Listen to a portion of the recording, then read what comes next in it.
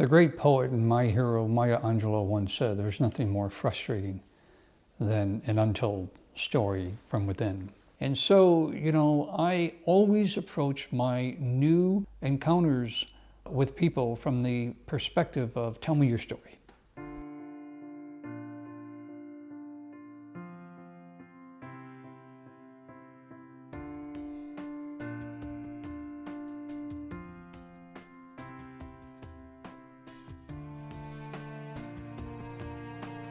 SMILES is assisted transportation that's provided by volunteers who drive their own vehicles to take our older adults in Blount County where they want to go or where they need to go. When we want to go somewhere, we hop in our car, turn the key, and off we go.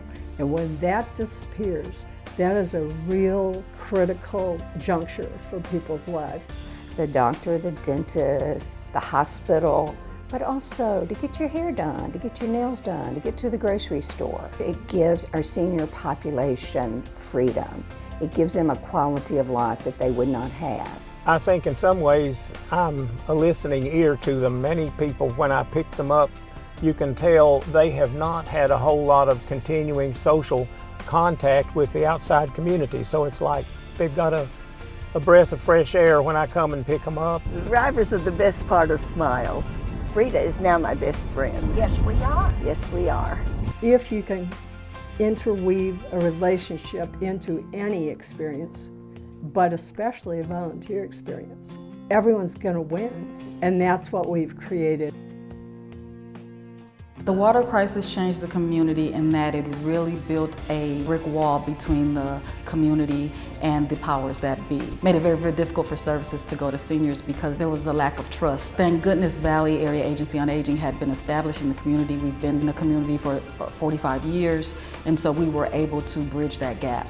We offer many different programs. The programs that I do are the wellness programs, and so we offer a matter of balance class, arthritis exercise, stability class, as well as caregiver classes for loved ones who are taking care of those with dementia and Alzheimer's. I enjoy the camaraderie. It's improved my balance. 5, 6, 7, move to improve.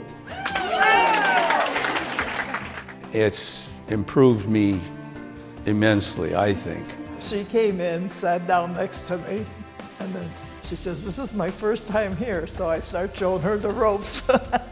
There's a lot of days that you just really don't want to get dressed, but you're going to see your friends, so it motivates you. And you're exercising. You're doing something good for your body, mentally and physically. You can see the impact health-wise. Most importantly, though, it's the impact, the self-esteem. You see the confidence, you see the head held up. They feel important, they have a reason to get up in the morning, and that's been amazing to watch. A livable community is one where people of all ages can enjoy being connected to their community. Older individuals can enjoy the energy of younger individuals.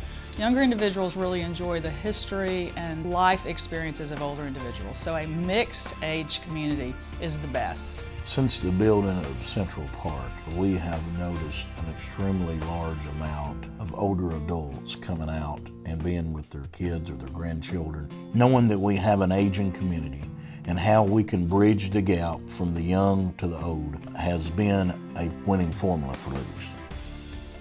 My parents taught me years ago to respect the elderly and people that can't help themselves, and I try to keep that in mind as we go along. We started out with just a handful of people that we were servicing, and now it's probably up to around 120. They ask me my time, what is Triad? And I tell them it's a program created through the sheriff's office there to help the elderly. People say that's a real good program. And we just go visit on a regular basis and check on people. Sometimes we may see 10 to 15 a day. I think they get a lot of success out of it, and they know the sheriff's office is here if they need help. To me, it's a ministry. It's more than a job, it's a ministry. Some of these folks do not have anyone. They don't have any family. They don't have anybody to check on them. And we go by, if we don't have to take them to a doctor, we'll go by and check on them on a regular basis. We deliver food from the food bank to those who can't go and pick up their food from the food bank. Well, a lot of times these older people, when we're making these wellness visits, they just want someone to talk to. It might be to where they live by themselves and they hadn't had anybody to talk to in several days, and those officers will sit there and talk to them. And I can't think of anything I'd rather do than help an elderly person who doesn't have anybody to take care of them, and I feel like we are filling that gap. I think what's important for people to take away is that stories don't stop the day you retire. Stories don't become irrelevant the day you turn 65. Stories are relevant throughout your entire life.